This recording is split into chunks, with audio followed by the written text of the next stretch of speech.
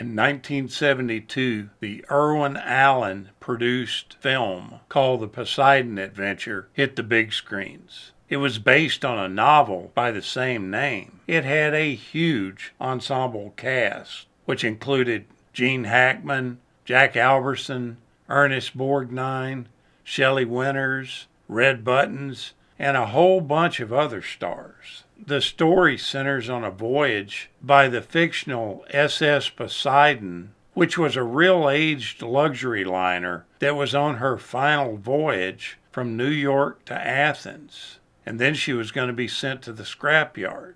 On New Year's Eve, she was overturned by a huge tsunami. The passengers and the crew ended up getting trapped inside, and it's the story of a preacher's attempt to lead a small group of survivors to safety. Now, there was a whole bunch of disaster films that were going on at this time in the 70s. There was Airport from 1970. There was The Towering Inferno from 1974. And then there was Earthquake that was also released in that year. This film was released in December of 1972, and it was the highest grossing film of 1973. It grossed over $125 million worldwide. The book by the same name was written by Paul Gallico, and he was inspired to write this novel by a voyage that he made on the Queen Mary. He was enjoying a breakfast one day in the dining room of the luxury liner when a huge wave hit the ship, sending people and furniture crashing to the other side of the vessel. He was further inspired by a true incident which occurred aboard the Queen Mary during World War II. It was packed with American troops bound for Europe. The ship was struck by a huge freak wave in the North Atlantic. It was at the time calculated that if the ship had rolled another 5 inches, she would have capsized just like the Poseidon did.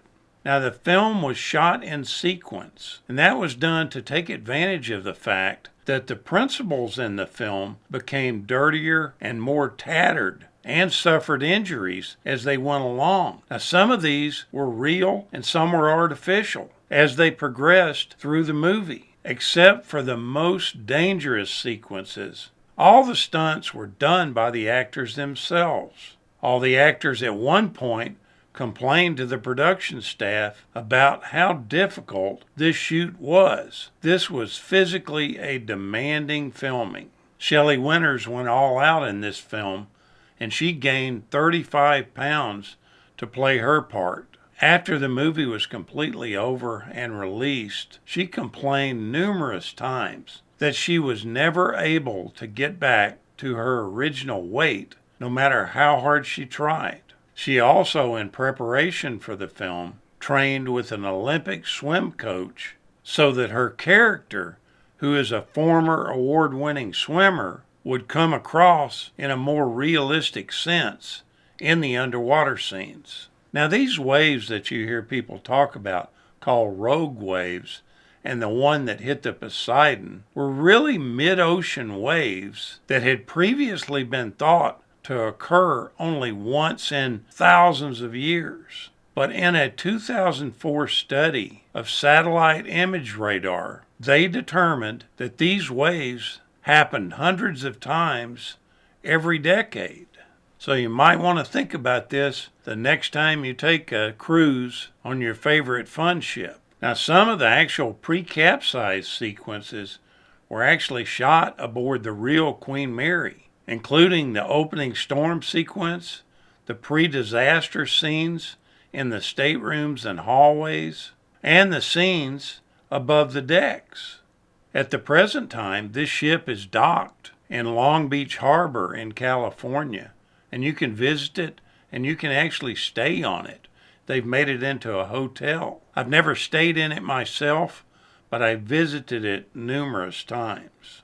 Most of the exterior shots of the Poseidon were shot using a large miniature built from the original blueprints of the Queen Mary.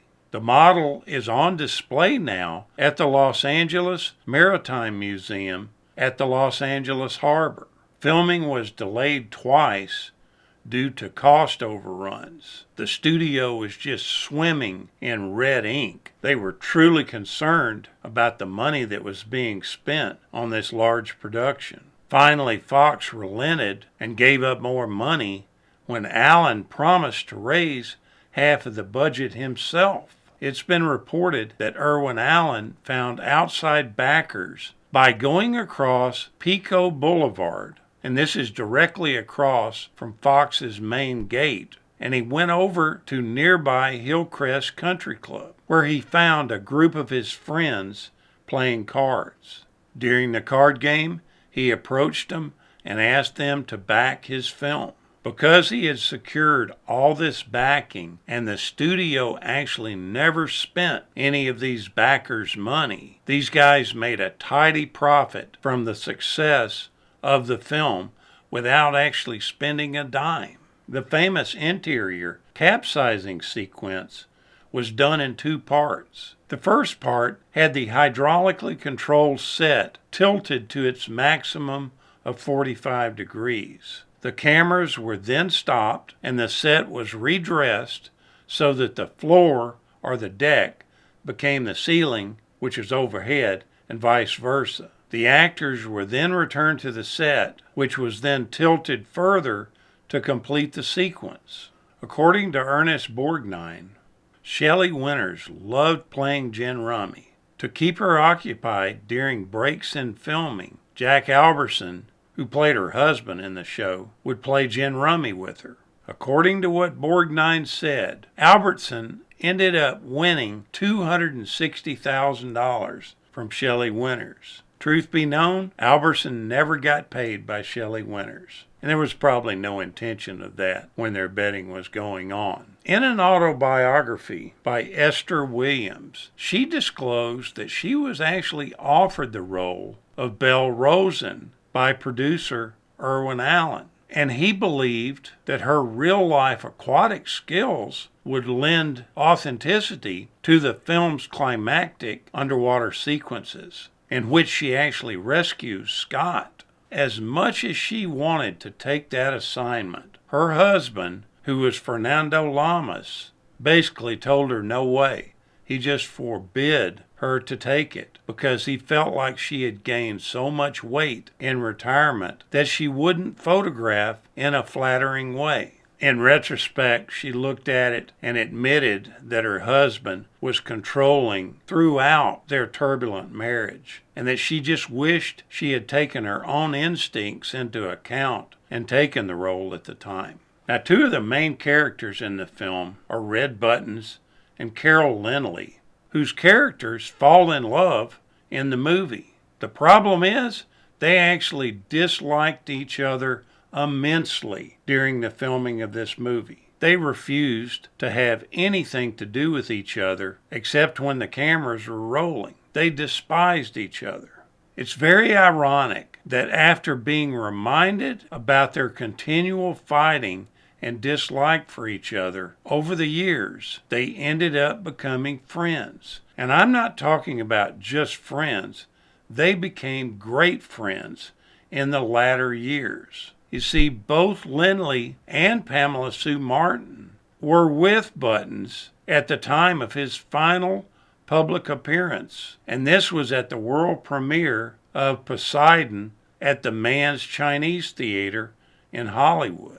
I find this amazing that they let the past be gone and decided to buddy up with each other. What a great story. Now, Stella Stevens said in a 1994 interview that she absolutely hated working with Shelley Winters in the film called The Mad Room in 1969. So much so that she swore that she would never do that again and work with her. You see, at the time, Shelley Winters had been under a lot of stress because Robert Kennedy had been shot during the filming of that movie, The Mad Room, and this upset her drastically. She was a staunch liberal and a big supporter of the Kennedys. You see, she began soothing her nerves with white wine and was drunk most of the time during the filming. A year later, Stella Stevens was cast in this role and soon found out that Shelley Winters was cast too. She told the production staff that she wasn't going to do the film because she didn't want to have to work with her. The production staff assured her that she wouldn't have to do any scenes together with her one-on-one. So she agreed to do it. And the bottom line was she was glad she did. Shelley Winters wasn't drinking anymore, and they got along just fine during the filming of this movie. Now, the song from the movie, The Morning After, was a huge hit, and Maureen McGovern recorded it, and it became a hit single in 1973. If you haven't seen this movie in a while, go back and watch it. It'll bring back a lot of memories. Thank you so much for watching, and we'll continue to chase the classics.